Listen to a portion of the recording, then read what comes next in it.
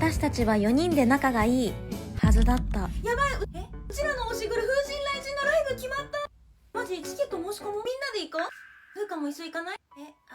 私そのグループ全然知らないし。うちら3人が詳しいんだから教えるよ。ライブ前までに推し決めとこ。任せて。いや大丈夫。そっか、じゃあ今度4人で遊ぼうね。私以外の3人は共通の推しがいてよく盛り上がる。あれ、今日風花学校休み？熱出たから休むってさっきグルに LINE 来てた。マジ心配だね。放課後差し入れ買ってみんなでお見舞い行こうよ。行く必要ある？リサどうしたの？最近風花ノリ悪くない？しかもいちいちかまってムード出されるのめんどくさいし。そうかな。ちょっとわかるかも。いや別に今の悪口ではないんだけどさ、今日は普通に3人で遊べばよくない？まあ確かに。でもお腹すいた。購買行こう。